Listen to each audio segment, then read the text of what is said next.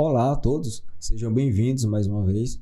Chegamos ao último dia da segunda jornada brasileira de biotecnologia e saúde, mas ainda temos bastante conteúdos aí para aprender, para repercutir juntos, tá? Para você que quer investir em sua qualificação profissional e atuar com segurança, estar à frente do mercado de biotecnologia, você deve saber que para iniciar, você deve investir em capacitações, que é o primeiro passo que você deve dar para ser um profissional completo e altamente qualificado aí para o mercado. Tá? Posteriormente, o profissional deve adquirir experiência, no setor por meio de pesquisas acadêmicas, estágios e processos seletivos em geral, tá bom?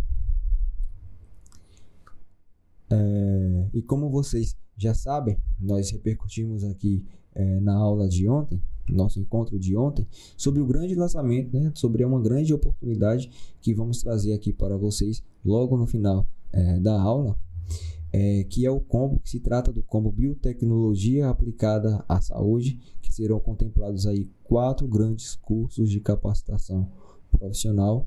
Todos os cursos possuem um certificado individual, tudo dentro da legislação educacional, portanto, válido e reconhecido em todo o território brasileiro, tá bom? Você que vai adquirir o combo de biotecnologia aplicada à saúde vai ter acesso vitalício ao nosso portal acadêmico, contendo todas as aulas em vídeos, apostilas em PDF, professores altamente qualificados na área de biotecnologia, que com certeza vão agregar muito aí na sua jornada de carreira e de grande sucesso, com certeza.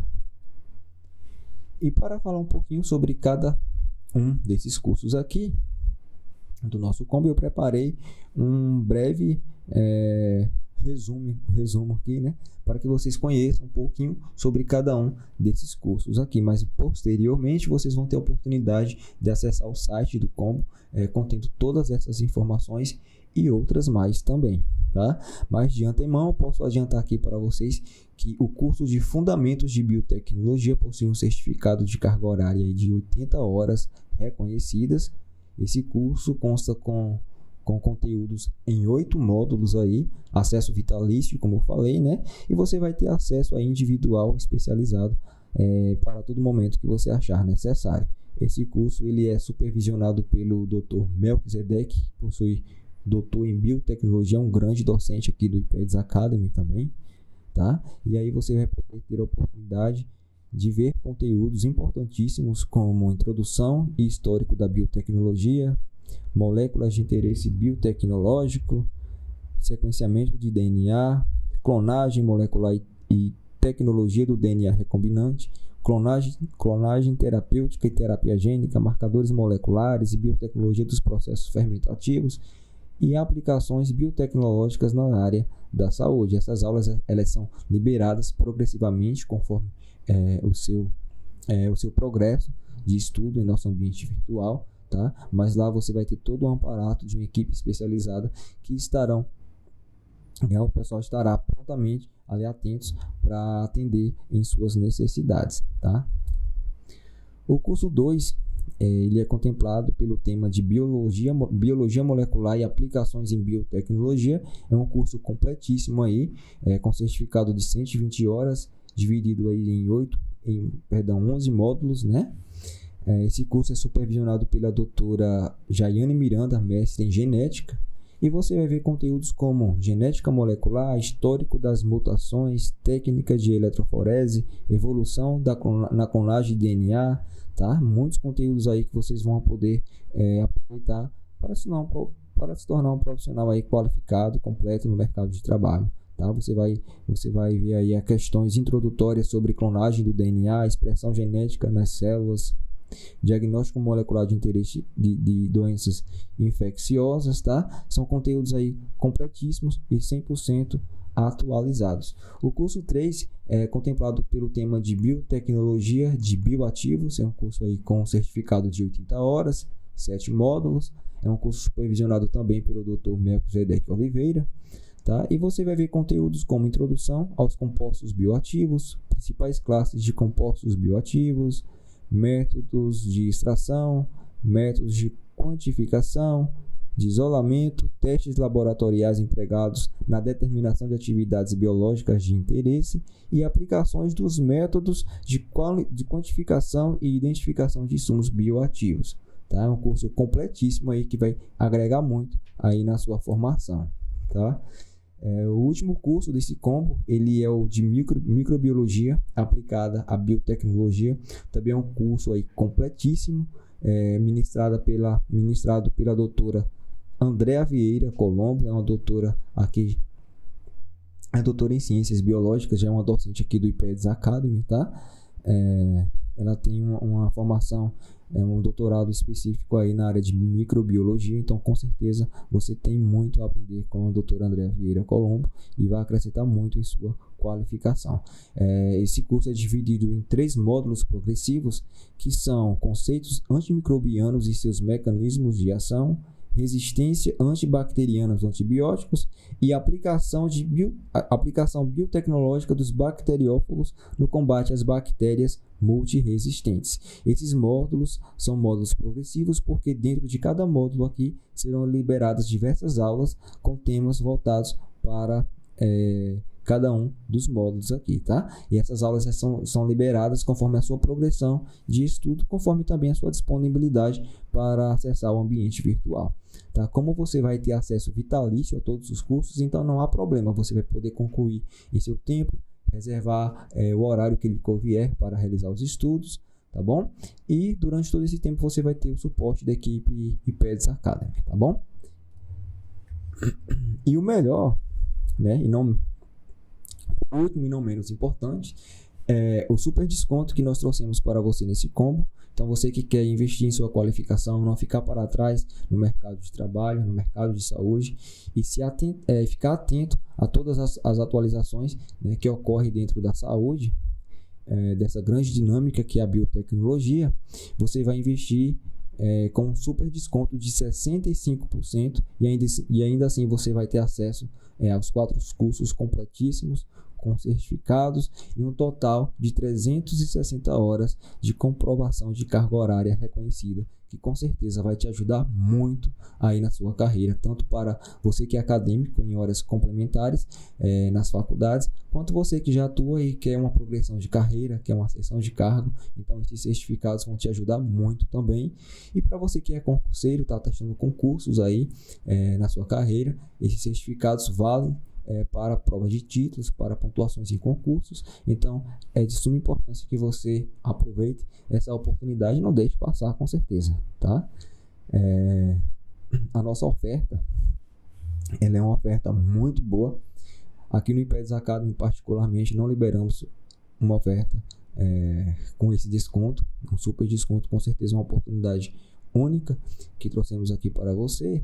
E ao invés de você investir nesse combo, ao invés de você investir R$ 599, você vai pagar apenas R$ 209,65 e você ainda vai poder parcelar em até 12 vezes sem juros, tá? Então espero que vocês não percam essa oportunidade. Essa promoção ela vai estar válida apenas até conseguirmos preencher as 30 vagas promocionais. Após isso o valor voltará ao normal, os R$ 599, tá? Então fiquem atentos. Após ao final da aula, nós vamos liberar o link de cupom promocional. Você vai estar acessando o site oficial do combo. Lá vai ter todas as informações necessárias para que você tome essa decisão, tá bom? Só não demore muito para que você não perca a vaga com esse super desconto, tá bom? Então, eu vou chamar aqui a doutora Keila Xavier para tratar da temática importantíssima do dia de hoje, do nosso último dia de evento, que traz o tema de terapias gênicas em oncologia. Eu desejo uma ótima aula a todos e logo após a aula eu vou trazer aqui o link que vai ser repercutido nos grupos de WhatsApp e também no seu e-mail, para que você aproveite a oportunidade de se capacitar, e atuar com segurança em biotecnologia. Olá, pessoal! Eu me chamo Keila Xavier, sou mestre em genética e doutoranda em Biociências e Biotecnologia em Saúde pela Fiocruz. E nós vamos dar continuidade a segunda Jornada Brasileira de Biotecnologia e Saúde, com a palestra intitulada Terapias Gênicas em Oncologia. Bom, a biologia molecular, ela permite estudar a estrutura e as interações da molécula de DNA. Dessa forma, o conhecimento a respeito dos mistérios contidos na dupla hélice do DNA, por meio dos estudos dessa ciência, permitiu com que a gente desvendasse informações cruciais para o desenvolvimento de diversas técnicas de manipulação do DNA. Uma dessas técnicas de manipulação do DNA que nós podemos citar é a edição genômica. E a edição genômica, ela pode ser aplicada em diversas áreas das ciências, seja voltada para ciências básicas, na agricultura, na indústria e também na medicina, visto que inúmeras doenças, elas apresentam um caráter genético ou estão relacionadas aos fatores hereditários. Dessa forma, com o advento do conhecimento cada vez mais dessa dupla fita de DNA, foi possível com que a engenharia genética, que é um dos principais pilares da biotecnologia, permitisse, então, que a gente conseguisse manipular esse DNA para desenvolver diversos métodos e também conseguir respostas frente a essas doenças. Então, diante disso, nós temos a terapia gênica, onde a terapia gênica, ela se entende como se fosse a transferência do material genético que tem como função prevenir ou curar qualquer enfermidade. Então, a terapia gênica, ela tem sido bastante utilizada nesses últimos tempos, justamente porque foi visto que, por meio dessa manipulação do DNA, nós podemos ter uma resposta eficaz em relação às mutações e alterações da molécula do DNA. Dentro das terapias gênicas, a gente pode estar utilizando a mesma para o tratamento de doenças hereditárias e raras e também relacionadas às doenças multifatoriais. Em relação às doenças hereditárias e raras, elas são causadas por uma mutação em um único gene, como, por exemplo, na hemofilia ou em doenças metabólicas, e nessas doenças hereditárias ou raras, a gente observa apenas uma mutação de um determinado gene, e com isso se torna muito mais fácil a manipulação e, consequentemente, as chances da terapia gênica tratar a causa da doença é muito maior. Já as doenças multifatoriais, elas estão relacionadas à mutação de diferentes genes, ou seja, 2 ou mais genes que vão estar ali, né, atuando na expressão daquela doença.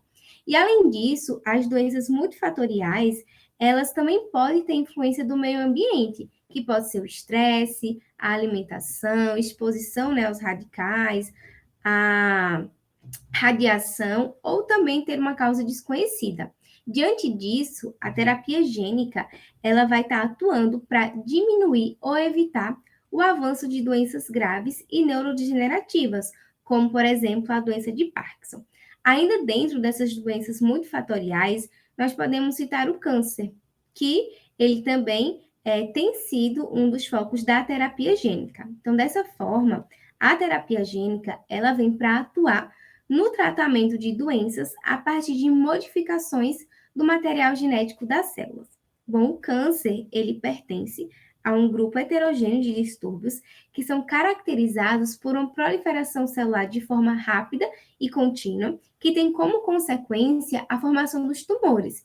E esses tumores, eles vão se aglomerar nas células normais e acabam retirando seus nutrientes.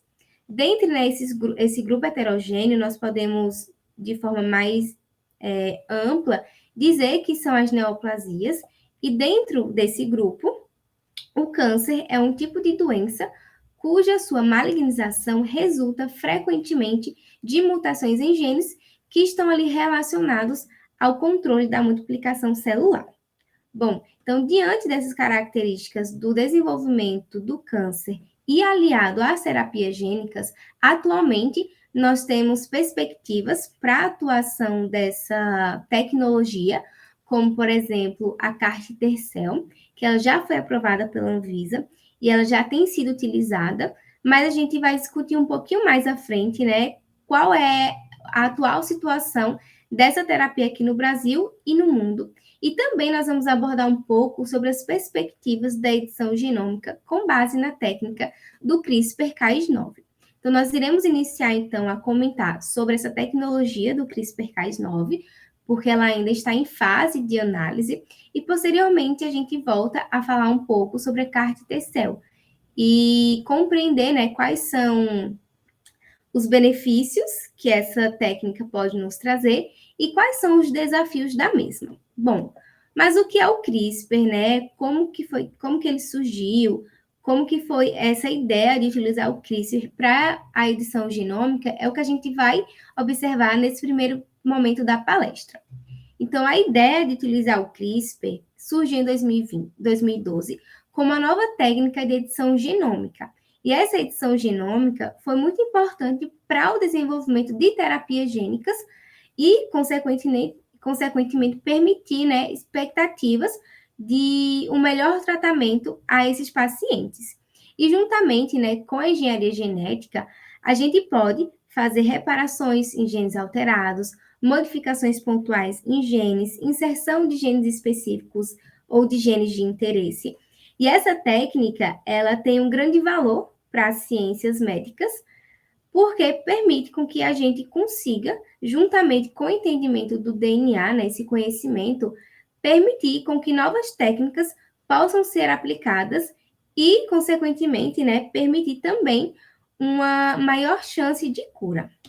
Então, mas o que é o CRISPR? Na verdade, o CRISPR, ele é um loco bacteriano e ele foi identificado em 1987 por Shin e colaboradores, quando eles estavam analisando a bactéria chamada Escherichia coli.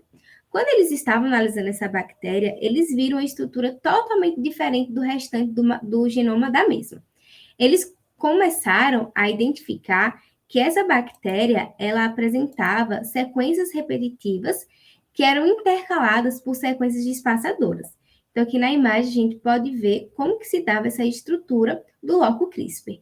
Então, aqui a gente tem, né, representado em quadrados pretos, essas sequências repetitivas, e elas eram separadas, intercaladas, por sequências que eram totalmente diferentes entre si.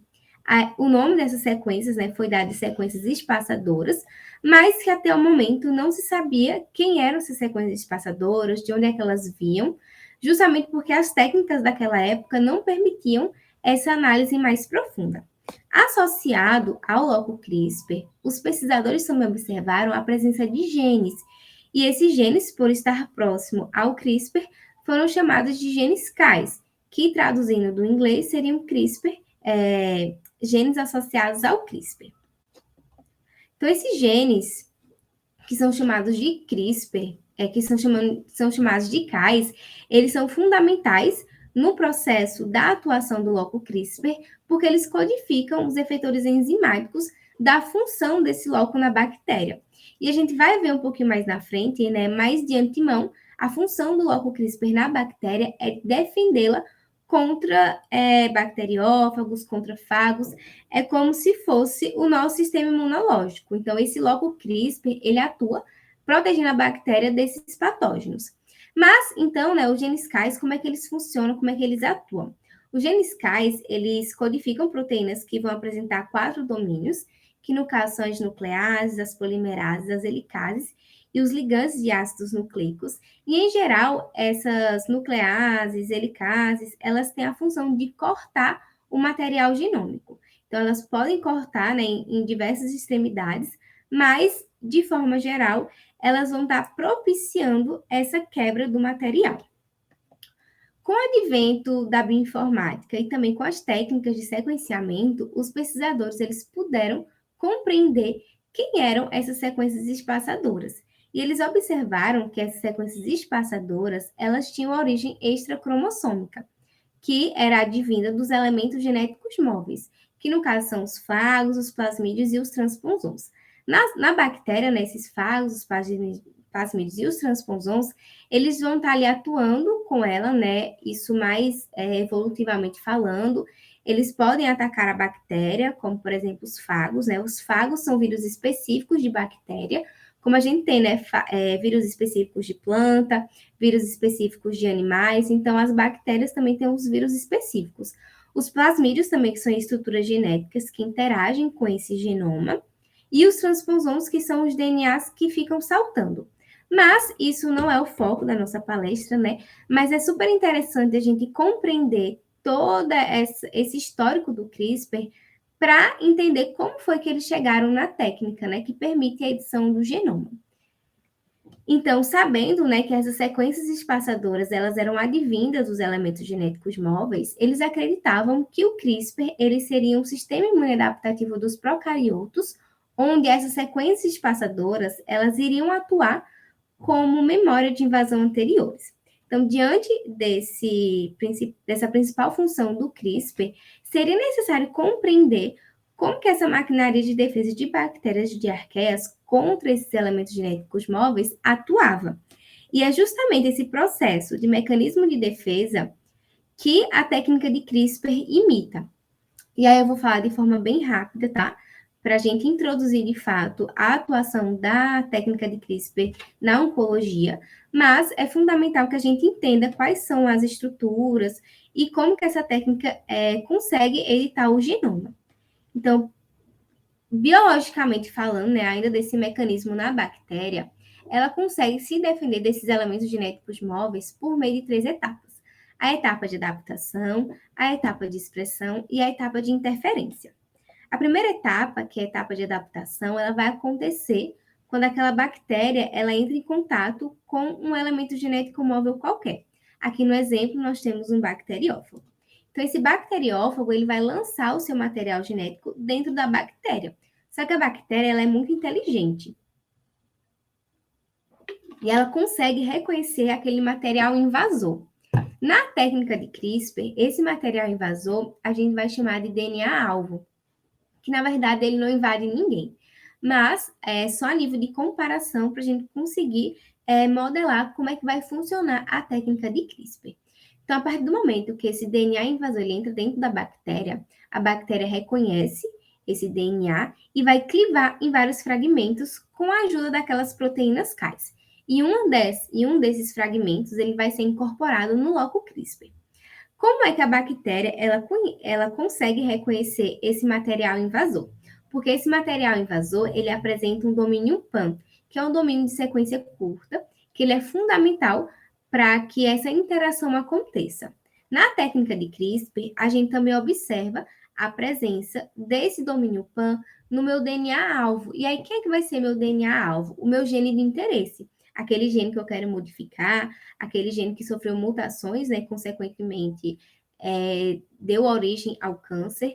Então, nesse processo, é por meio desse domínio que você consegue, né, no caso, a técnica de CRISPR consegue identificar qual é o DNA específico que você precisa editar. A próxima etapa, ainda falando do mecanismo biológico, tá? É a fase de biogênese do RNA CRISPR, que é quando vai acontecer a expressão desse loco. Em relação às proteínas Cas, né, esses genes, eles vão ser expressos e depois vão ser traduzidos e vão dar origem às proteínas Cas.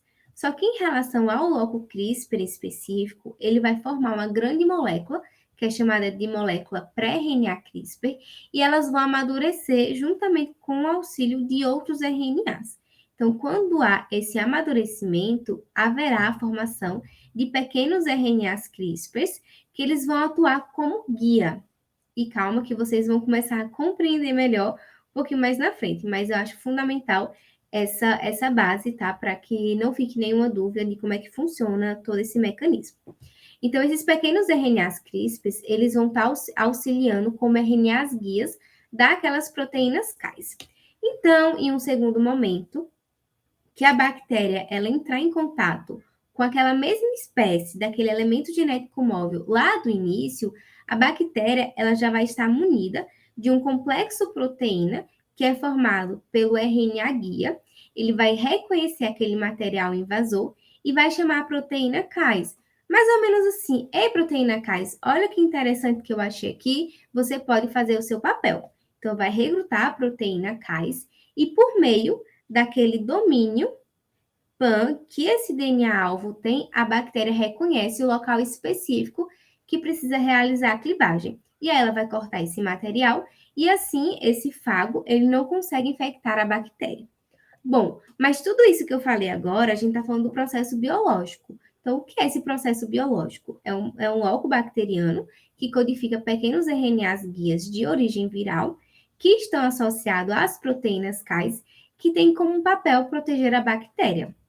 Já a técnica de CRISPR, ela se baseia dessa estrutura, dessa ciência básica do processo, para que então você consiga realizar edições genômicas. A gente pode chamar a técnica de CRISPR de CRISPR-Cas9 ou apenas CRISPR, e ela se baseia na utilização de um RNA guia de origem. E esse RNA guia de origem é um RNA que é sintetizado no laboratório. Então, é algo que você entra em contato com a indústria e aquela determinada empresa vai produzir esses seus RNAs. E também é necessária a presença de uma endonuclease, que no caso da técnica do CRISPR-Cas9 é a proteína Cas9, né? Mas existem diversas outras proteínas que também podem ser utilizadas, a exemplo da Cas13. Mas a Cas9 é uma proteína simples e que dá ótimos resultados. Bom, a técnica de CRISPR, ela permite realizar deleções, inserções ou substituições dos elementos genéticos, mas ela também te permite fazer diversas outras análises, como marcação de DNA, regulação da expressão gênica, clivagem de RNAs, mapeamentos de genes e o rastreamento do RNA. Mas nós iremos focar na técnica de CRISPR como edição gênica, associado, né, à oncologia. Bom, a técnica de CRISPR, ela precisa de 3 elementos, que no caso é a proteína Cas9, o meu RNA guia e o meu DNA-alvo, que é o meu DNA de interesse que eu quero modificar. A proteína Cas9, ela foi isolada de uma bactéria, que é a Streptococcus pyogenesis, e quando foi feita uma análise por meio de microscopia, observou-se que essa proteína ela era bilobulada. Então, ela apresentava o lóbulo de reconhecimento, que é o REC, e o lóbulo de atividade nucleásica, que é o NUC. O NUC ele é formado por 2 domínios catalíticos, que é o RUVC e o HNH. E além disso, essa proteína ela apresenta um domínio de interação com o PAN. Então, é por esse domínio de interação com o PAN que a proteína Cas9 vai reconhecer o DNA-alvo. Porque lembra lá que eu falei que o DNA-alvo, aquele DNA invasor, ele tem esse domínio PAN, e, no caso, a Cas9 ela vai ter um domínio de interação com essa região. O outro reagente necessário, né, é o RNA guia, e a gente viu que no processo biológico, a formação da molécula de pré-RNA CRISPR, originando então o RNA CRISPR, e eu não falei anteriormente, mas existe um outro RNA que ele é fundamental para o processo biológico, que é o TrkRNA. Entretanto, é muito difícil você trabalhar com RNA, porque eles são muito mais sensíveis e se degradam mais rapidamente. E a gente está vendo aqui esse comparativo, né, de que a técnica, ela imita o sistema biológico. Então, para facilitar essa edição gênica, os pesquisadores, eles desenvolveram uma molécula quimérica que juntaram a função desse RNA CRISPR e o TrkRNA, formando uma única molécula, que é o Single Guide RNA. O Single Guide RNA, ou sgRNA, ele vai estar ali atuando, né, no reconhecimento do meu DNA-alvo, e ele vai atuar como uma sequência guia da minha proteína Cas9. E ele também possui uma sequência universal que auxilia ali no pareamento das bases, né, no reconhecimento do meu gene de interesse. E eu também tenho o meu DNA-alvo, que é o DNA propriamente dito, daquele que você quer editar em uma determinada célula, em um determinado organismo. E, como eu falei, né, anteriormente, esse DNA-alvo, ele vai apresentar uma sequência PAN. Tá, mas com tanta informação, como é que essa técnica de CRISPR realmente acontece? A gente tem que lembrar que todos esses processos, eles estão relacionados à engenharia genética. Então, na engenharia genética, a gente utiliza diversos artifícios biológicos para que, então, essa edição aconteça. Então, vamos imaginar que você tem uma determinada célula e nessa célula tem o seu gene de interesse. E aí você precisa fazer com que o meu RNA guia, que no caso é sintético, né, que você sintetiza lá no laboratório, em uma determinada indústria, e você também tem a proteína Cas9. Só que esses reagentes, eles não são encontrados em células eucarióticas, elas são encontradas somente em eucariotos. E aí, como é que você vai colocar esse RNA guia dentro da célula eucariótica? Então, essa atuação, né, da engenharia genética, ela funciona mais ou menos como se fosse uma compra online. Então, você vai lá na internet, compra uma determinada coisa, e aí o vendedor ele vai mandar o teu produto por meio de um transportador, de uma transportadora, né? E o RNA guia, ele também precisa desse transportador para ele conseguir entrar dentro da célula. Então, por meio das técnicas de engenharia genética, nós temos alguns vetores que eles vão atuar como esse transportador desse material de interesse para dentro da minha célula. Então, os RNAs guias, geralmente, eles são introduzidos numa célula eucariótica por meio de bacteriófagos ou de plasmídeos. E aí vai depender, né, da técnica específica que você está utilizando. Mas, quando eu consigo sintetizar esse meu RNA guia dentro de um plasmídio, esse plasmídio consegue entrar dentro da minha célula, que ele está atuando somente como um vetor. Então, a partir do momento que o meu RNA guia está dentro da minha célula, ele vai começar a procurar o meu gene de interesse que eu quero editar. E aí, como é que ele sabe que é aquela região específica de fato? Então, quando você pede para sintetizar o seu RNA guia, você já tem que conhecer a região específica do seu gene. E aí, esse RNA guia ele vai ser complementar ao seu DNA-alvo. A partir do momento em que há a complementariedade da minha sequência guia com o meu DNA-alvo, eu consigo fazer com que o RNA guia ele auxilie a proteína Cas9 a chegar no meu gene de interesse. Lembra lá atrás que eu falei que a proteína Cas9 ela tem dois domínios nucleáticos, o RUVC e o HNH. Então, o RUVC e o HNH eles vão se posicionar em uma das fitas do DNA, né, 5' 3', 3', 5', cada uma em uma dessas fitas, e juntamente com a interação do meu domínio PAN com a sequência PAN presente no meu DNA de interesse, essa proteína Cas9 ela vai se ligar. CID, que é esse nomezinho aqui pequenininho, ele também é um domínio proteico que ele vai escanear para ver se realmente está tudo complementar, se está tudo pareado corretamente. E essa ligação ela é extremamente específica.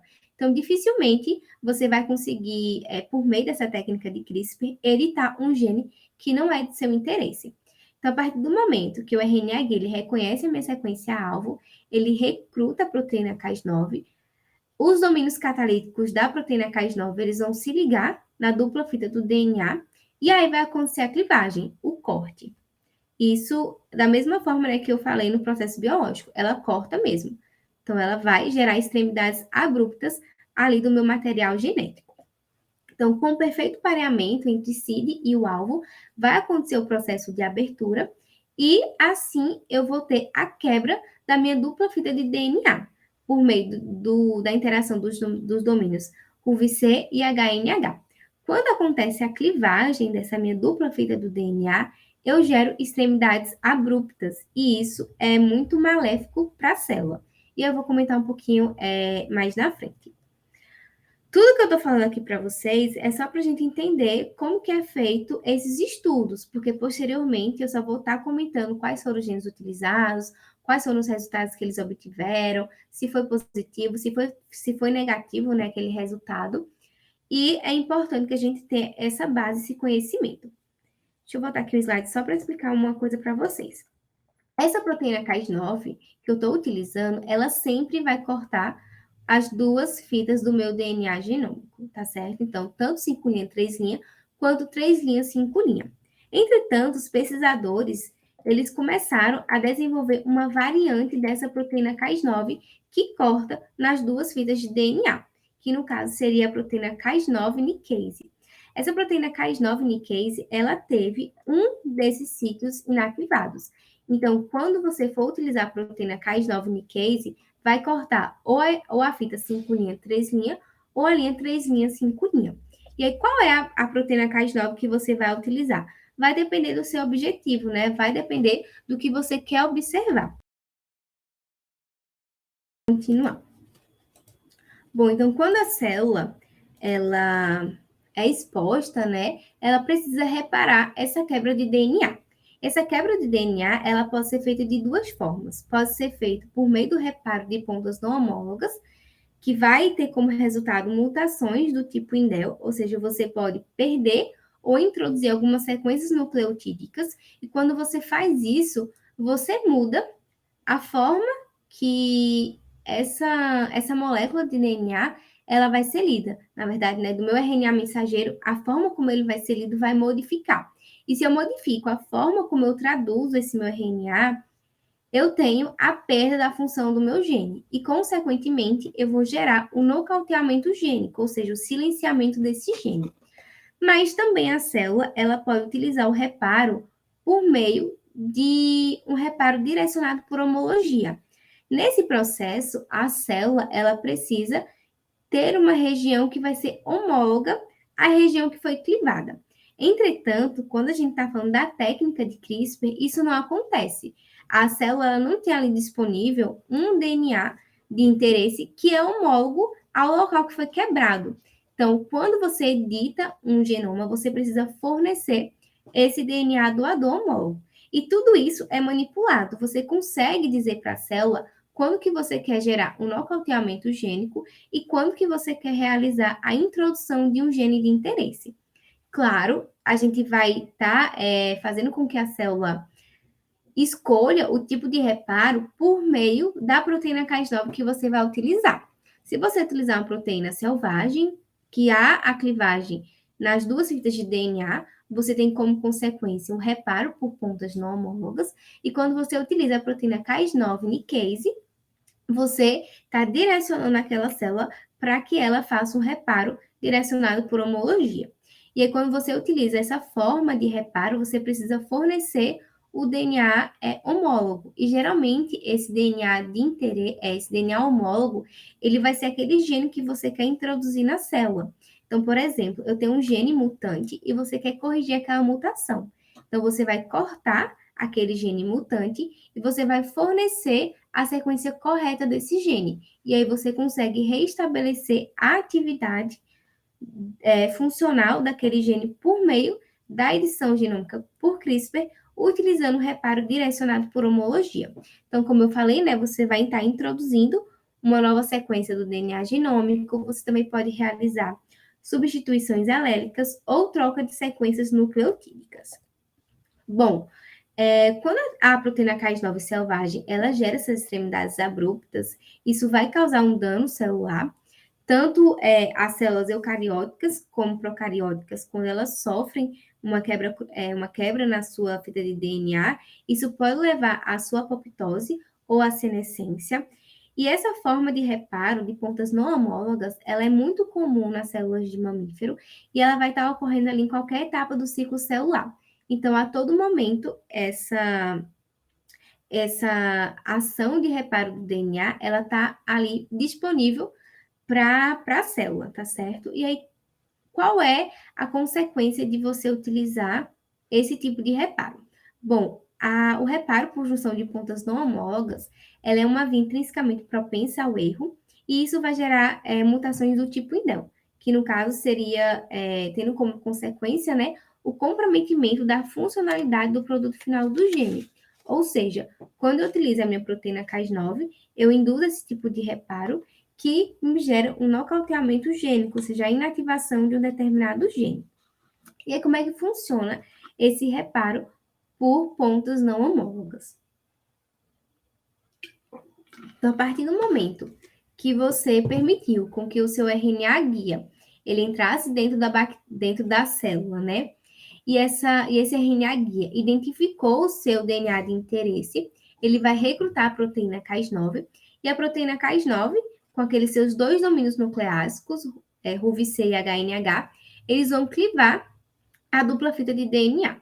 Quando acontece essa quebra, eu exponho essas extremidades abruptas e a célula, ela precisa estabilizar essa situação. Então, ela vai solicitar algumas proteínas, como a proteína Ku70 e Ku80, vai estabilizar, então, essa molécula e outras proteínas vão ser recrutadas, como a DNA ATPase, artêmicas, DNA polimerases, a DNA ligase, e assim vai acontecer a inserção ou a deleção de bases nucleotídicas para que haja a ligação dessas duas extremidades. Quando eu tenho a ligação dessas duas extremidades, eu posso ter a perda, né, da função do meu gene, gerando, então, assim, o nocauteamento do gene. Quando você utiliza um reparo direcionado por homologia, você precisa que as extremidades geradas elas apresentem homologias entre si.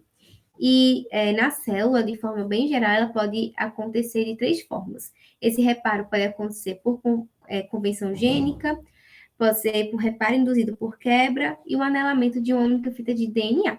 E aí isso vai depender, né, de célula para célula.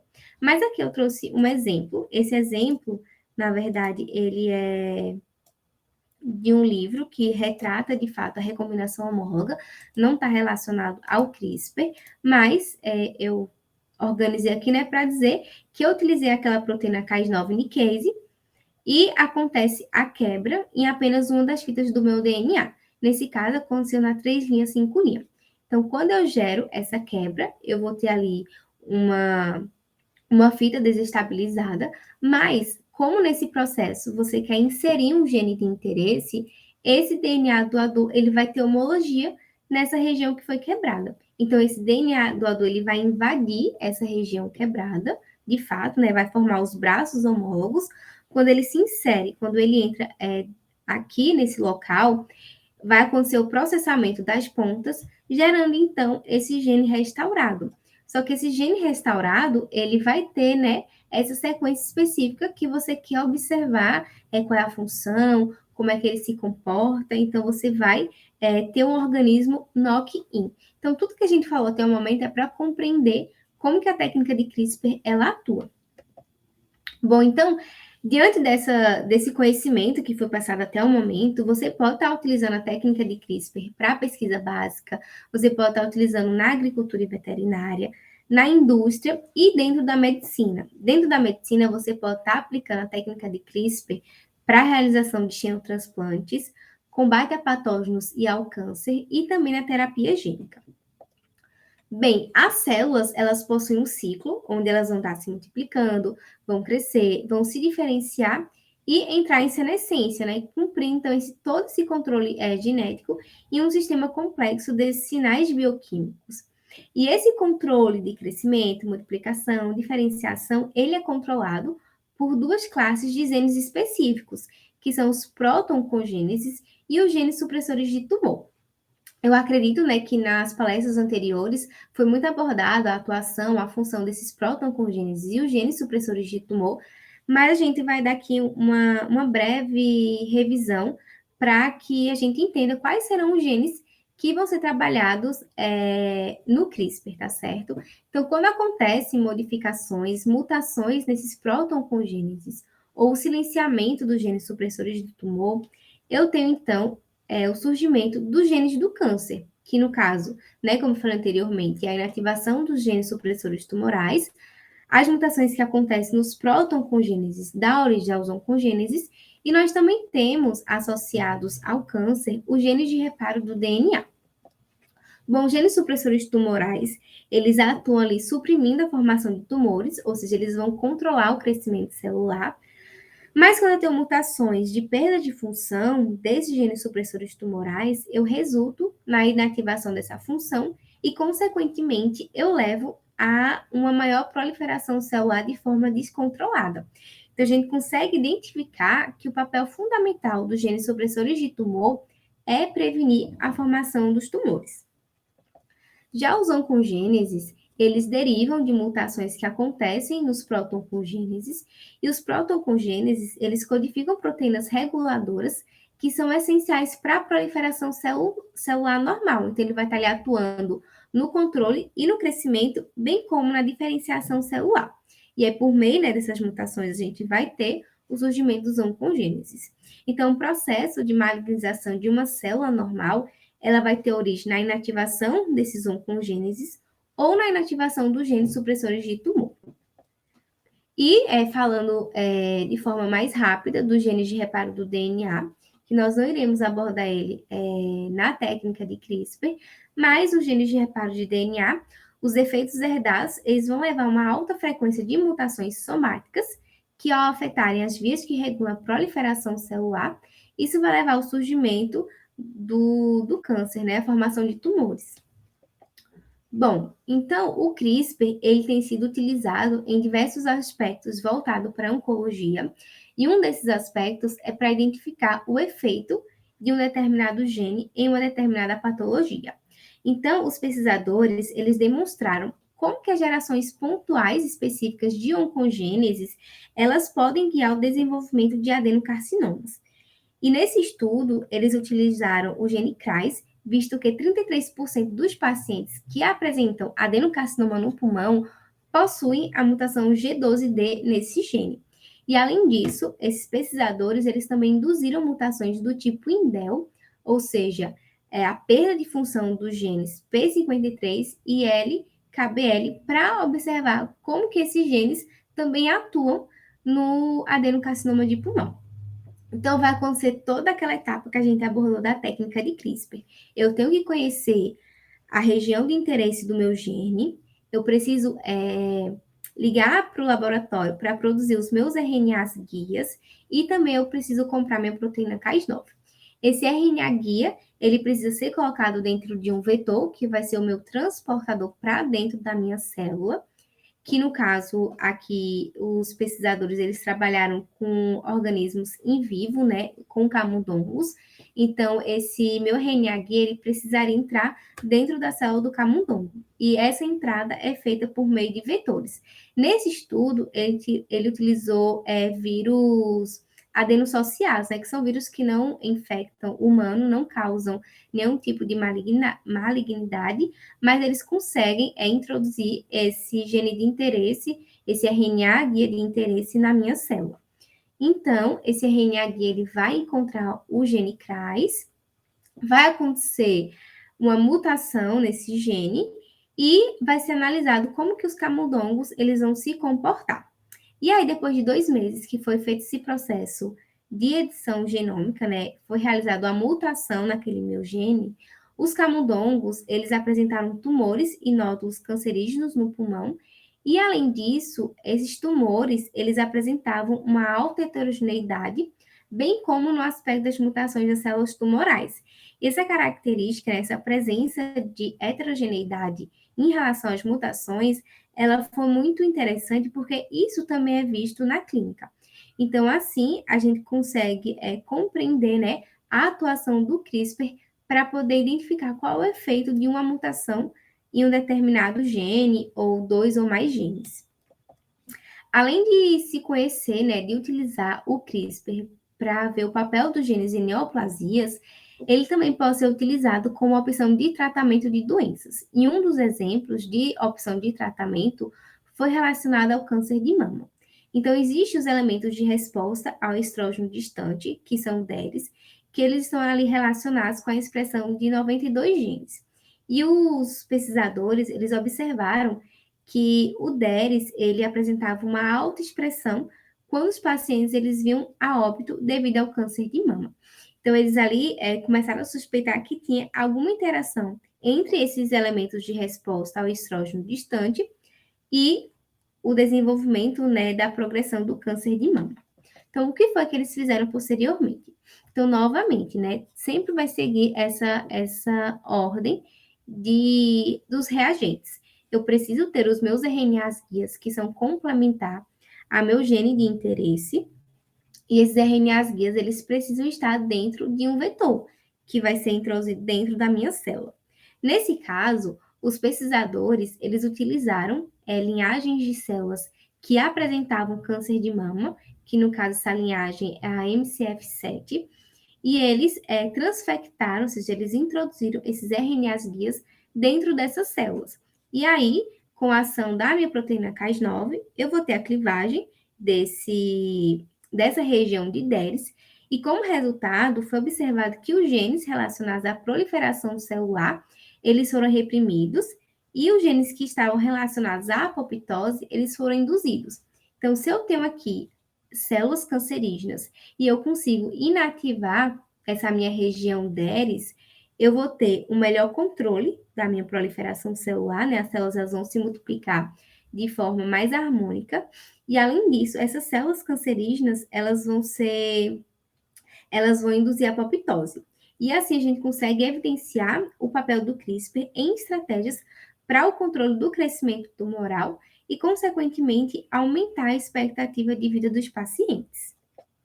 Bom, então, por meio do conhecimento, né, dessa técnica de CRISPR, foi possível evidenciar os potenciais alvos moleculares e quais são os mecanismos envolvidos com a carcinogênese. E assim o CRISPR, ele surge como uma técnica capaz de alterar os genes que estão envolvidos com a doença, identificar novos alvos de tratamento e também de criar modelos de estudo. Então, agora eu vou trazer alguns resultados de estudos que foram desenvolvidos. Esses estudos, eles ainda estão em fase de experimentação in vitro, bem como alguns outros in vivo.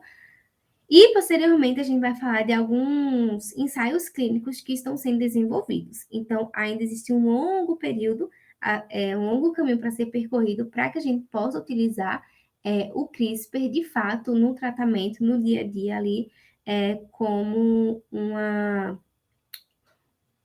forma, né, de melhorar o resultado e como o paciente responde a essas células tumorais. Então, aqui eu vou trazer quais são os tipos de células que foram utilizados, qual foi o objetivo daquele estudo e qual foi o resultado.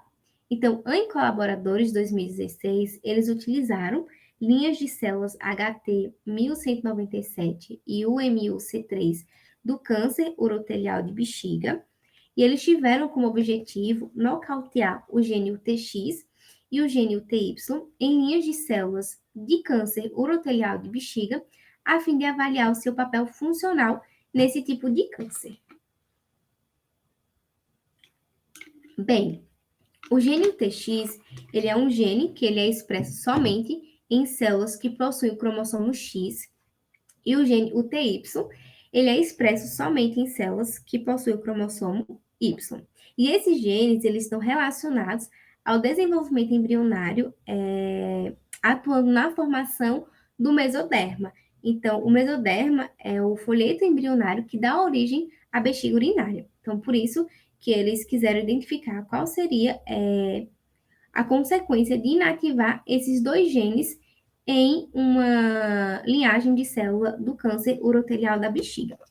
Então, aqui eu vou ter os meus genes alvos, né, o TX e o TY, e o que foi que eles observaram quando houve a inativação somente do gene TX? Eles observaram que houve um aumento da proliferação celular. Quando eles inativaram somente o TY, também houve esse aumento da proliferação celular, mas quando eles utilizaram uma célula que apresentava tanto cromossomo X quanto cromossomo Y, esse nocaute duplo obteve uma proliferação ainda maior. Então, nesse caso, você observa, né, os pesquisadores conseguiram identificar que tanto o TX como o TY, eles são genes supressores de tumor. E a partir do momento que eu inativo esses genes que suprimem, impedem essa proliferação descoordenada, eu vou ter um aumento da proliferação celular. Então, esses genes, eles podem ser utilizados, né, como alvos terapêuticos relacionados ao câncer urotelial de bexiga.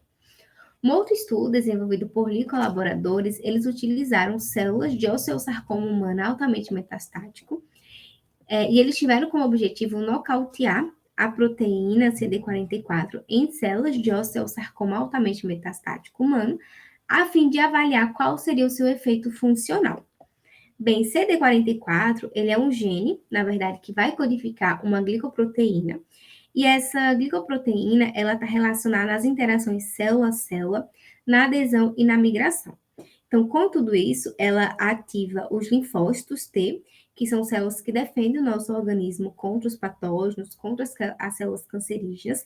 CD44, ele também está envolvido no processo de hematopoiese, que é o processo onde vai acontecer a diferenciação das células-tronco em células maduras, seja das células do sangue ou do sistema imunológico. Então, a gente observa que CD44 ele é fundamental no sistema imunológico, né, do indivíduo. Então, a partir do momento em que eu tenho ali uma linhagem de células cancerígenas, o meu gene, a minha proteína CD44, ela está mutada. Então, quando eu inativo essa minha proteína mutada, foi observado que inibiu significativamente a expressão do CD44 nessas células. Também foi observado a supressão da atividade de migração e invasão, e, além disso, houve a inibição da formação de esferoides em condições de cultura 3D.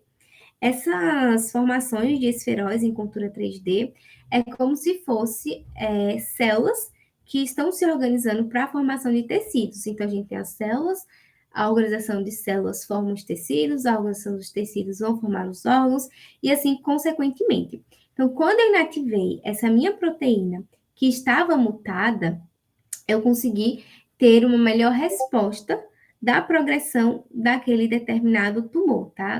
Dessa multiplicação desgovernada das minhas células. E a Rata e colaboradores de 2019, eles utilizaram o modelo in vivo, que no caso foi o modelo de camundongo, e eles tiveram como objetivo avaliar o impacto do nocaute do gene PDL1 na progressão do câncer de ovário em modelos de camundongo. PDL1, ela vai estar atuando, né, o gene que atua ali na verificação de células do nosso sistema imunológico. Então, elas impedem que os linfócitos T, ele se ligue às células normais do nosso organismo. E assim, né, eu evito a minha autoimunidade. Entretanto, quando eu tenho uma célula que ela está em um processo de carcinogênese, né, ou seja, eu estou aqui utilizando câncer de ovário em modelos de camundongo, se eu tenho a atuação de PDL1, os meus linfócitos T, eles não vão conseguir se ligar de forma tão fácil com a presença desse gene sendo expresso. Então, a partir do momento que eu nocauteio, que eu silencio o gene PDL1, eu observo a promoção da imunidade antitumoral, o aumento dos linfócitos infiltrantes no tumor, e, além disso, o melhor tempo de sobrevivência dos animais, uma diminuição, uma redução do tamanho do tumor, bem como da ascite. Ou seja, o que foi que eu acabei de falar aqui? A partir do momento que eu inativo PDL1, eu permito que os linfócitos eles interajam com essas células tumorais e, consequentemente, essas células elas vão ser destruídas. Se eu destruo essas células, o meu tumor diminui, consequentemente, né? E assim eu permito que aquele paciente, no caso do animal, né, ele tenha uma melhor sobrevida. E, além disso, processos inflamatórios, que no caso seria essa ascite, né, que seria um acúmulo de líquidos na região abdominal, ela também diminui, porque eu diminuo essa resposta inflamatória no meu organismo. Então, PDL1, a inativação desse gene permite, né, com que as células elas consigam interagir melhor com as células cancerígenas. NG colaboradores 2020, eles também utilizaram um modelo de camundongo, porém, com células de câncer de pulmão de pequenas células, né? Então, o gene PD107 e P130, eles atuam ali na regulação de fatores transcricionais que estão relacionados ao ciclo celular. Então, a partir do momento que eu gero a perda de função dos genes P107 e P130, eu tenho uma aceleração significativa da progressão do câncer de pulmão de pequenas células, mostrando, então, que esses genes, eles funcionam como supressores de tumor nesse tipo de câncer. Valente colaboradores 2015, também utilizando o modelo de camundongo, eles tiveram como objetivo corrigir a mutação ASXL1 em células de leucemia mieloide crônica através da via de reparo de HDR, determinando o impacto da correção in vitro e in vivo. Todos esses estudos, eles estavam falando de nocauteamento, né, silenciamento do gene. Se eu estou tratando do silenciamento do gene, eu vou estar ali utilizando a minha via de reparo por pontas não homólogas e, consequentemente, a minha proteína Cas9 selvagem. Entretanto, nesse estudo, ele utilizou um reparo por homologia. Então, aqui ele utilizou aquela proteína Cas9 nickase para corrigir a mutação, ou seja, ele vai tirar esse gene mutante e vai introduzir a minha sequência correta, para que a proteína, então, ela possa ser expressa da melhor forma e, assim, atue, né, no seu papel biológico. Então, quando a proteína ASXL1 ela foi restaurada, houve uma redução do crescimento celular e um aumento da diferenciação mielóide, ou seja, as células elas começaram a se diferenciar, né? As células-tronco passaram a se diferenciar em células do sangue e em células imunológicas. E os estudos em vivo, né, nesses camundongos, observaram que os mesmos eles tiveram uma sobrevivência mais longa em relação àqueles camundongos que não foram tratados. Então, que a gente também permite, né, por meio do CRISPR, corrigir essas mutações e, né, tem como consequência uma melhor expectativa e melhor sobrevivência dos pacientes, eu digo assim, né, no caso desse modelo de camundongo, nos camundongos, mas ainda existe um longo caminho a ser percorrido até que a gente possa fazer esses experimentos em humanos. Na ERT, colaborador de 2016, ele fez uma proposta mais diferente, onde ele utilizou embriões de Xenopus tropicalis. Xenopus tropicalis é uma rã, né, é um anfíbio, e ele teve como objetivo desenvolver um novo modelo de retinoblastoma em Xenopus tropicalis através da inativação dos genes RB1 e RB11 por meio da técnica de CRISPR. RB1 e RB11, eles também estão atuando ali no ciclo celular, tá? Então, eles vão estar ali atuando como genes supressores de tumor. E quando houve essa inativação desses dois genes, a inativação dupla, né? Houve desenvolvimento de tumores oculares visíveis externamente. Então, a gente observa, né, que, de fato, tanto RB1 quanto RB11 inativados, eles fazem com que haja essa multiplicação descontrolada das células. Uma característica interessante é que se eu inativo apenas RB1, essas células, elas ainda conseguem se manter de forma mais estável. Então, para que eu tenha o desenvolvimento de tumores nesse tipo, né, de câncer, no caso do retinoblastoma, eu preciso da inativação dupla desses RBs. Se eu inativo apenas um, a célula ainda consegue se manter de forma mais ordenada. Então, aqui a gente vê que esse câncer, ele é um câncer desenvolvido, né, por uma mutação recessiva. Então, mutação recessiva não, uma mutação dominante. Então, eu preciso, desculpa, gente, uma inativação recessiva, porque eu preciso da inativação dos meus dois genes não exercendo o seu papel. Bom, então, os estudos que foram trazidos até o momento, eles tiveram, né, como função realizar nocaute gênicos tanto in vitro quanto in vivo, a fim de se estudar as bases moleculares dos inúmeros tipos de cânceres. E, além disso, né, o CRISPR, ele permitiu realizar mutações específicas em determinados genes e investigar o papel dessas mutações no desenvolvimento e na progressão das doenças. Bom, os estudos que foram voltados ao silenciamento de oncogêneses envolvidos com a progressão tumoral, eles tiveram resultados satisfatórios, onde houve a diminuição da proliferação, da invasão e da migração celular, diminuição da capacidade de formação de colônias, bem como de apoptose, a diminuição da viabilidade celular e malignidade, como observado nos estudos de Liu colaboradores 2018 e Valeta 2015. Já os estudos que tinham com o intuito de induzir o nocaute de genes que estão envolvidos com a supressão tumoral, eles permitiram confirmar a importância desses genes no controle da replicação celular. A inativação dos genes supressores provocou, então, um aumento da proliferação celular, uma capacidade de invasão e uma malignidade acentuada, como observado nos estudos de Jian e colaboradores de 2016 e NG 2020. Bom, as aplicações da técnica de CRISPR na oncologia abrangem tanto os estudos in vivo quanto in vivo e in vitro, e ambos eles têm fornecido resultados satisfatórios. Os ensaios in vitro, eles envolvem culturas de células que tiveram, né, os seus genes modificados por essa técnica. Entretanto, esses ensaios in vitro, eles não são a representação completa de um organismo multicelular.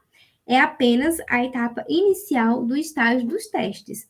Então, o próximo passo seria o desenvolvimento dos ensaios em vivo. E nesses ensaios em vivo, é possível observar a interação entre os diferentes tipos celulares de organismos, e geralmente eles são realizados em camundongos. Bom, em ambos os estudos que foram realizados, que eu trouxe aqui na palestra, como, por exemplo, Diarrat Colaboradores 2019 e NG Colaboradores 2020, ambos os estudos eles tiveram como foco a inativação de genes que estão envolvidos com a progressão tumoral. E aí, né, esses genes que estão relacionados com a progressão tumoral, eles apresentaram um crescimento celular diminuído, bem como uma maior sobrevivência dos animais testados. Bom, esses estudos em vivo e in vitro, eles mostram que essa tecnologia, ela apresenta um potencial elevado no tratamento do câncer, onde você consegue editar os oncogêneses ou genes supressores de tumor, diminuindo a progressão tumoral e criando modelos de estudos para avaliar a participação desses genes na tumorigênese. E, além disso, a baixa eficácia dos tratamentos existentes com os diversos tipos de câncer também torna a técnica de CRISPR promissora para a identificação de novas vias que reduzam a resistência aos quimioterápicos. Bom, mas quando a gente fala de CRISPR, a gente tem, de fato, um longo caminho a ser percorrido. Primeiro, porque essa edição gênica, ela precisa ser altamente controlada. Segundo, é necessário que a ética e a moral, elas estejam ali lado a lado com essas experimentações. E quando a gente está falando da terapia gênica, a gente tem dois tipos de terapias gênicas. Nós temos as terapias gênicas que atuam nas células somáticas e também naquelas células germinativas. Atualmente é proibido o estudo, né, a edição de genes em células germinativas, se tornando, né, possível apenas a edição de células somáticas. E aí, qual é a consequência de você realizar uma mutação em uma célula germinativa? Se essa célula germinativa, ela sofre um determinado tipo de modificação, silenciamento ou introdução de uma sequência gênica, ela vai ser passada para gerações posteriores.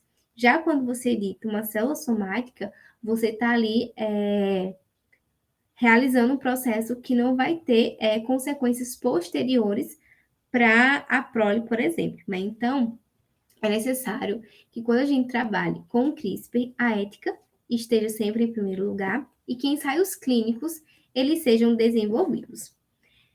Então, o primeiro ensaio clínico relacionado ao uso do CRISPR em humanos, ele foi publicado em 2020 e teve como objetivo a segurança e a viabilidade da interrupção de genes pela técnica CRISPR-Cas9 em 3 pacientes com câncer. 2 desses pacientes, eles apresentavam mieloma avançado e um paciente apresentava o sarcoma metastático refratário. E aí, o que foi que eles fizeram nesses ensaios clínicos? Os linfócitos T desses pacientes, eles foram removidos e o gene TRAC-C, TRBC, PDCD1 dessas células, eles foram silenciados por CRISPR, ou seja, houve um nocauteamento da função desses genes.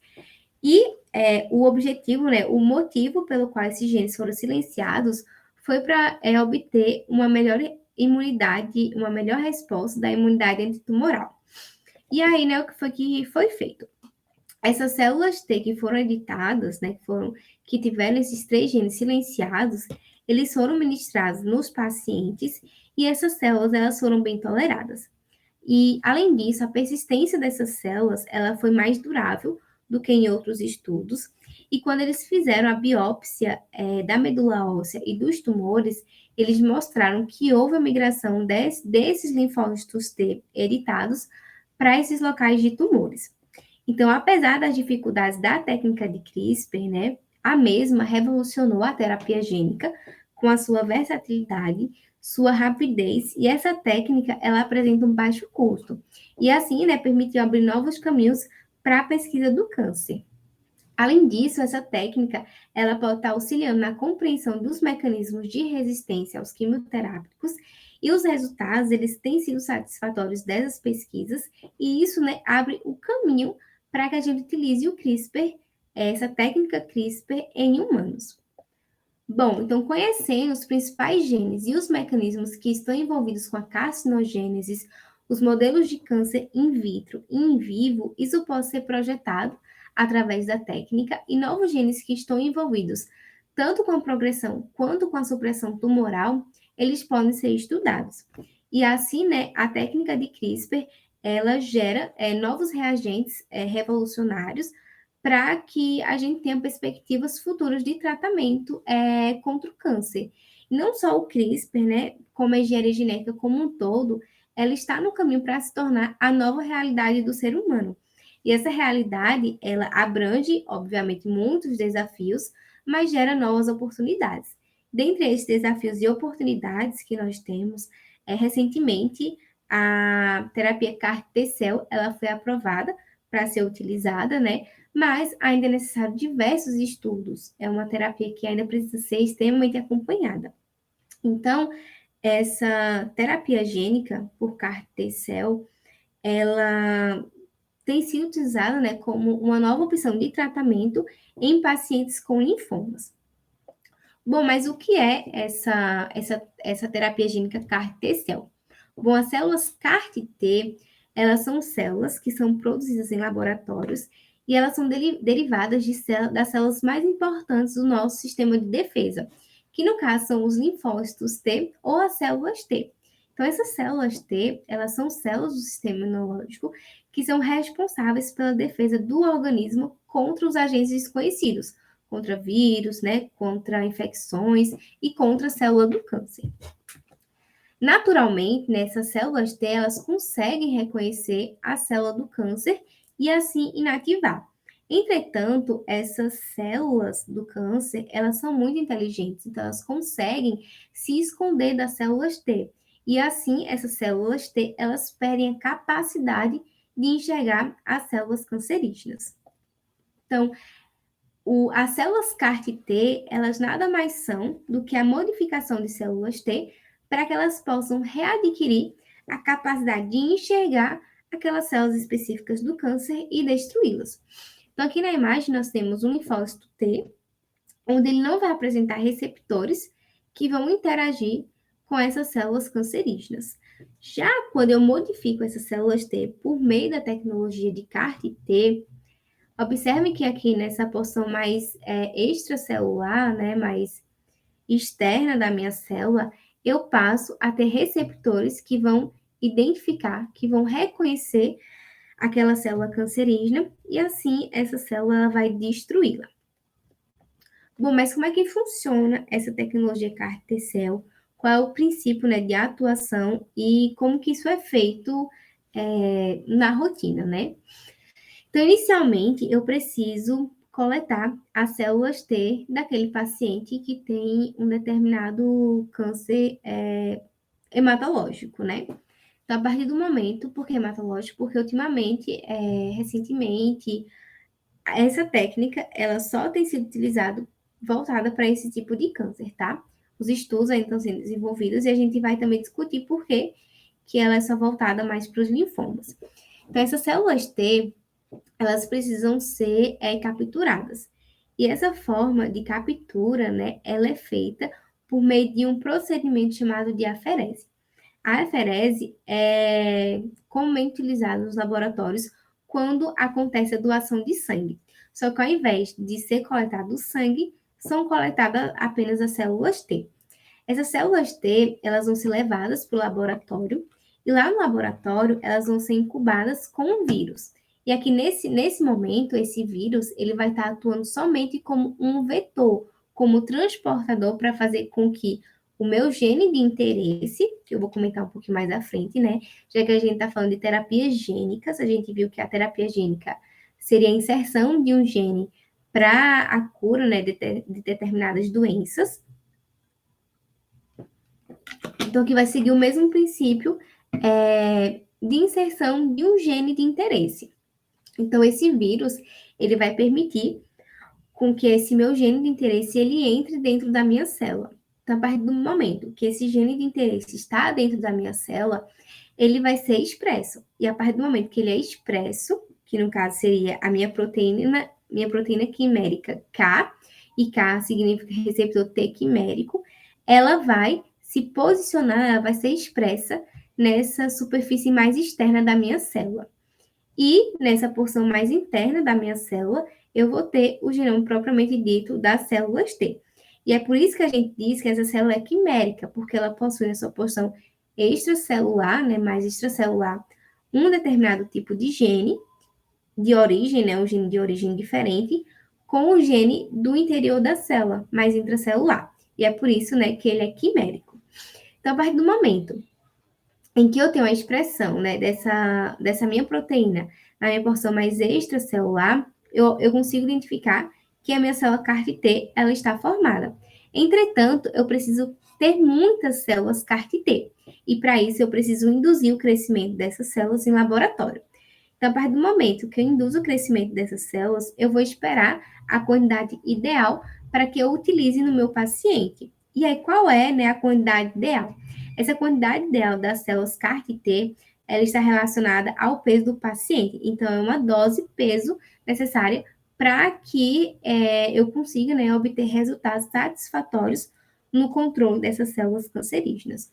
Então, a partir do momento que eu obtenho a minha quantidade de interesse, essas células, elas precisam ser infundidas no paciente. E esse processo de infusão, ele também acontece da mesma forma da doação de sangue, tá certo?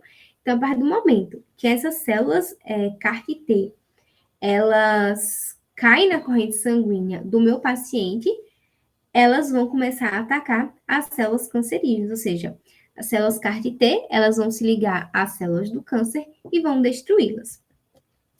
E aí, né, a pergunta que não quer calar: quais são os pacientes que podem utilizar a terapia gênica CAR-T-cell? Então, de acordo com os especialistas, existe um pequeno número de pequenos tipos de câncer que pode ser submetido à terapia CAR-T-cell, porque a eficácia desse método ele vai depender da existência de um alvo no tumor e do tipo de alvo.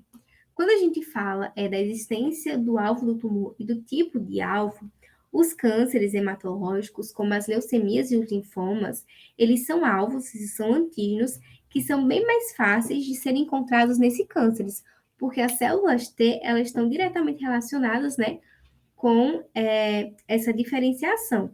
Então, eu vou ter ali, né, as minhas células tronco, que vão se diferenciar em células maduras do câncer, e do sistema imunológico. Então, por isso, esse alvo ele é muito mais fácil de ser reconhecido pelas células T.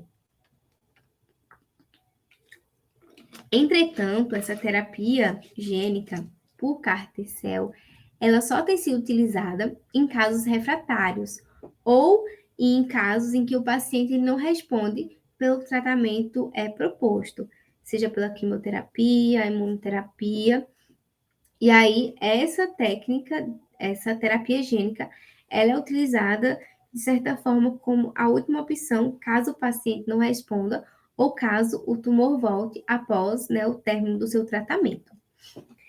E aí, né, nos estudos, eles têm utilizado a terapia gênica CAR-T-cell juntamente com os anticorpos monoclonais ou a quimioterapia, e os resultados, eles têm fornecido uma ótima resposta do paciente.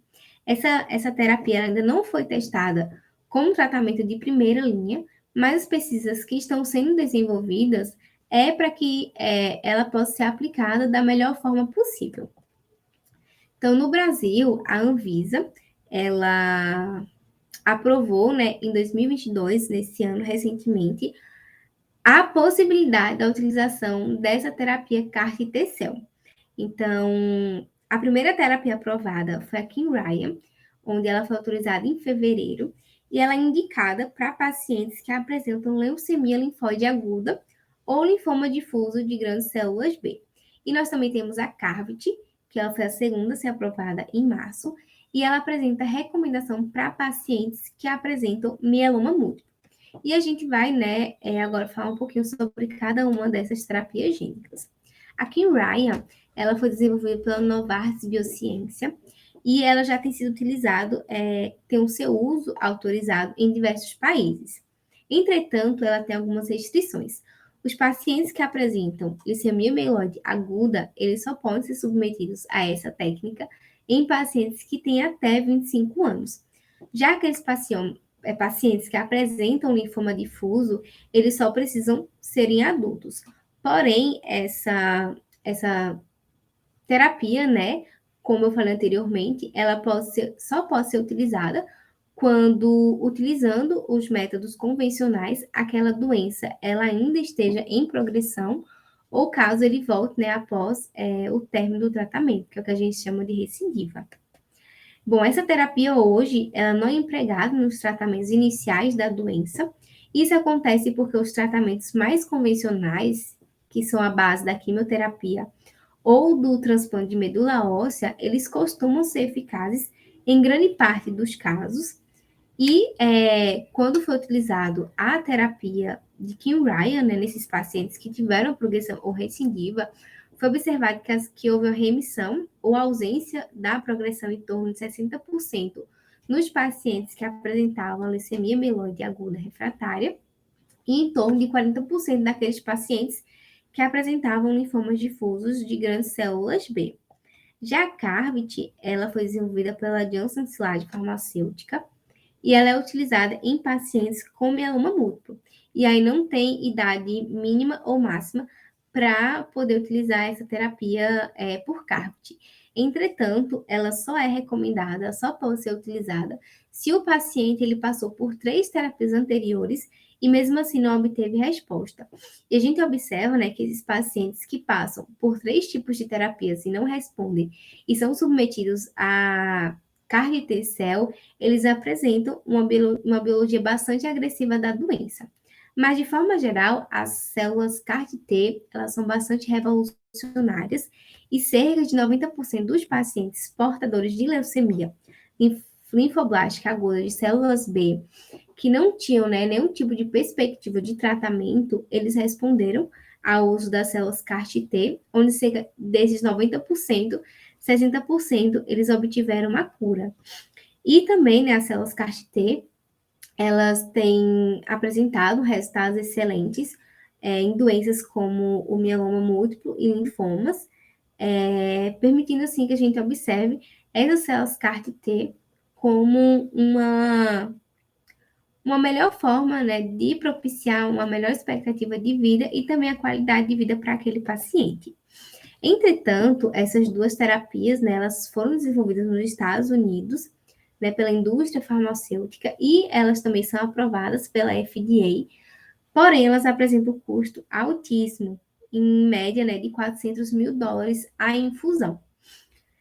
E, né, são poucos países que detêm essa tecnologia de produção das células CAR-T-cell. Aqui no Brasil, o Brasil, né, é um dos poucos países que apresentam possibilidade de desenvolvimento dessa tecnologia, e a mesma é desenvolvida em Ribeirão Preto, e por ser uma tecnologia nacional, estima-se que o preço da CAR-T-cell nacional, ela não custe mais que 10% desses $400.000. Bom, então quem é responsável pela produção dessas células CAR-T-cell aqui no Brasil? Então, o Centro de Terapia Celular de Fundação do Hemocentro, que é o CTC de Ribeirão Preto, é a primeira instituição do Brasil a desenvolver uma tecnologia 100% brasileira para a produção dessas células CAR-T.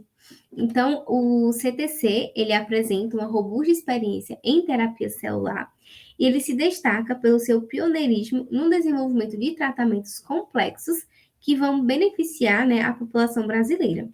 E, além disso, o CTC ele possui sua própria estrutura em condições de produzir essas células CAR-T para uso clínico em humanos, e, além disso, ele precisa e ele segue, né, o padrão GMP, que no caso seria as boas práticas de manufatura ou produção. E aí, né, essas células CAR-T nacionais, elas já foram utilizadas em um paciente portador de linfoma não-Hodgkin avançado sem expectativa de tratamento. Então, esse paciente, ele já tem passado por processos, né, de terapias convencionais e não tinha respondido. E aí, aconteceu todo aquele processo, né, onde foi retirado, feita a infusão, retirado seus linfócitos T, esses linfócitos T foram levados para o laboratório, houve a inserção da proteína quimérica, que no caso seria CAR, houve a expressão, então, de CAR na região mais extracelular da célula, e internamente, né, teria ali o DNA próprio da minha célula T. Eu tenho a multiplicação dessa célula quimérica. A partir do momento em que eu tenho a multiplicação e a quantidade adequada para o meu paciente, eu realizo a infusão. Quando essas células caem na corrente sanguínea, elas vão atacar as células cancerígenas, né? Então, após a infusão, houve o desaparecimento das lesões palpáveis do linfoma e a interrupção do uso de morfina como analgésico. Ou seja, esse paciente, ele de fato não tinha perspectiva. Então, ele só estava ali utilizando métodos paliativos para amenizar a sua dor. E claro, gente, quando esses estudos são desenvolvidos, requer, né, a autorização do paciente. Então, ele sabia, né, todos os riscos que a gente vai comentar um pouquinho mais à frente, né, o qual seria o problema das células CAR-T. E só a nível de curiosidade, quando foi desenvolvido, né, essa pesquisa, era necessário acompanhar esse paciente por 10 anos. Entretanto, ele veio a falecer não por conta do tumor, né, não por conta do câncer, mas por conta de um acidente doméstico. Então, esse estudo ele teve que ser interrompido, né? Mas de antemão a gente observa que houve uma redução, né, da progressão desse câncer nesse paciente. Mas aí, quais são então os desafios do CTC em relação às perspectivas de utilização da CAR-T-cell? Bom, o principal desafio é levar em escala a produção das células CAR-T para que o número maior de pacientes brasileiros eles tenham acesso ao tratamento. E o que é que o CTC tem feito, né? Então, o CTC de Ribeirão Preto, ele tem investido na ampliação da sua estrutura, no processamento celular, no desenvolvimento e na produção de novos vetores para o tratamento de outros tipos de cânceres, como os linfomas, leucemias agudas, mielomas múltiplos e também tumores sólidos. Entretanto, além do desafio da necessidade de se produzir essas células, né? Essa terapia, ela precisa ser desenvolvida, precisa ser realizada de uma forma muito controlada. Então, atualmente, né, a gente não tem infraestrutura para realizar esse procedimento em uma larga escala e também encontrar uma quantidade de pacientes que estejam dentro do padrão. E, além disso, né, de não ter essa infraestrutura, necessidade de ter esses pacientes que se enquadrem a serem utilizados, né, serem submetidos a essa terapia gênica, é necessário que esse tratamento ele seja feito em hospitais que são especializados em transplante de medula óssea.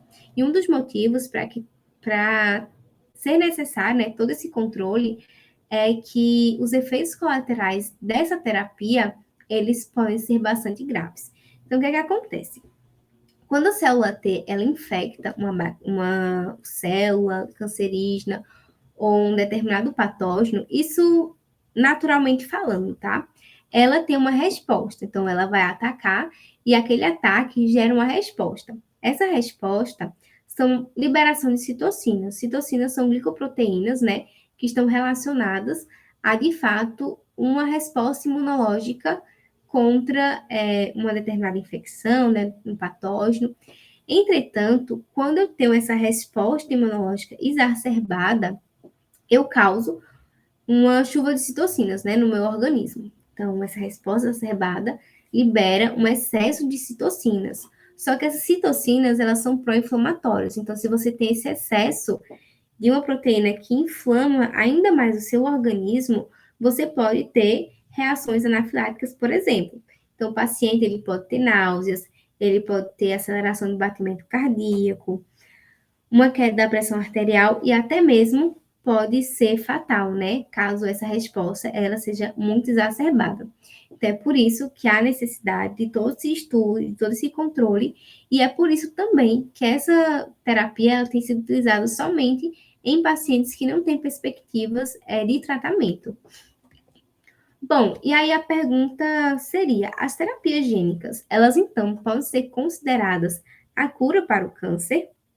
Bom, então a gente falou, né, da técnica de CRISPR através da edição de genoma, inativação de genes ou reparação de genes, né, seja pela introdução de sequências específicas, e nós também falamos da técnica da terapia gênica de CAR-T-cell, que também acontece, né, a modificação ali na minha célula, no material genético da minha célula, para poder fazer com que esses linfócitos T, eles enxerguem essas células do câncer.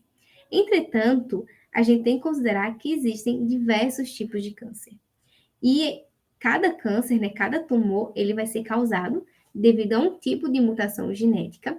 E mesmo dentro desse tumor, pode acontecer uma heterogeneidade dessas mutações, como a gente viu lá na frente, quando se utilizou o gene CRAS nos camundongos. Então, essa heterogeneidade, ela também dificulta para que você utilize somente as terapias gênicas em determinado paciente. Então, eu preciso ter todo um controle, eu preciso fazer com que essas minhas células, esses meus linfócitos T, por exemplo, eles identifiquem o alvo de forma correta e não aconteça uma autoimunidade, por exemplo, que ele não ataque células saudáveis. Então, o câncer, ele é uma doença muito complexa e a cura, ela vai passar por uma combinação de diferentes tecnologias. Então, existirão cânceres que serão curados com a quimioterapia tradicional, existem aqueles que vão ser curados com a imunoterapia, e a imunoterapia é um tipo de tratamento biológico onde tem como objetivo fazer com que o sistema imunológico ele se torne mais forte e assim combate essas infecções e outras células, por exemplo, como as células cancerígenas.